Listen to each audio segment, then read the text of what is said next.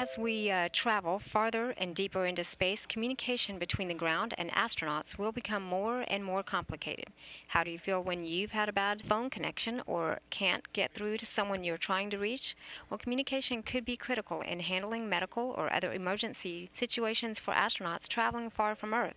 A study is looking at how delays in communication may affect astronauts on the space station. ISS commentator Lori Meggs at the NASA's Marshall Space Flight Center spoke to the PI to learn more about the comm delay assessment.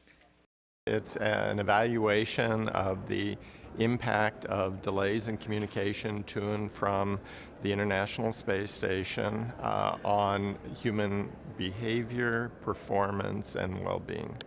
So we're saying that the delays and not being able to communicate, it will affect the behavior of astronauts? Is that Well, the expectation is that as humans travel further and further into space and eventually to Mars, that the length of time it takes to communicate to and from a space vehicle will grow larger and larger.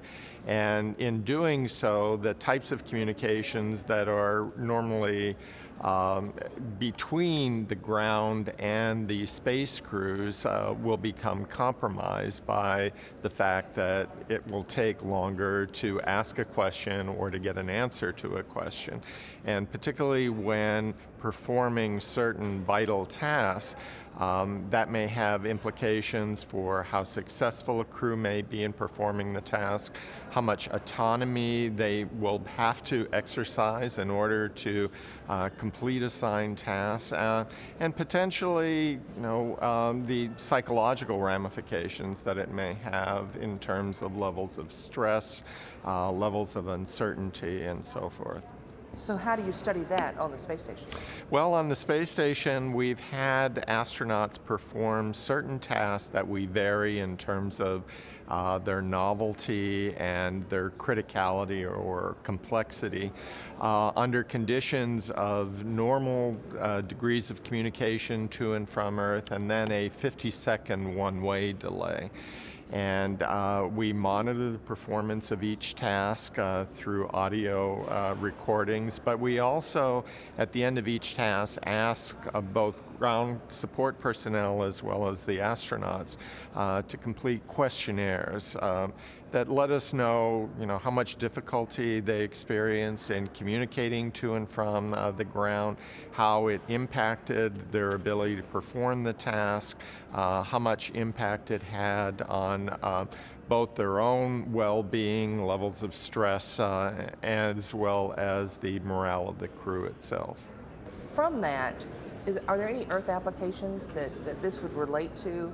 Well, delays in communication occur for a variety of reasons in all types of settings. So in other remote and isolated environments on Earth, oftentimes, even with the advantages of satellite communications, there are instances when communications can be delayed for one reason or another.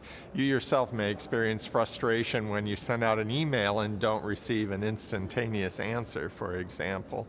There also may be applications for individuals who are isolated and confined for a variety of reasons. Older adults who are homebound, for instance, who may need information and advice from healthcare providers or service providers, and may experience delays in getting that types of communication. We're really attempting to identify countermeasures or strategies which will improve both the quality of communication and perhaps reduce some of the potentially negative aspects of not getting information in a timely fashion and needing to exercise more autonomy. How do we prepare individuals, or how do we prepare groups to do that will be one of the most important implications from the research that we're doing on the space station right now.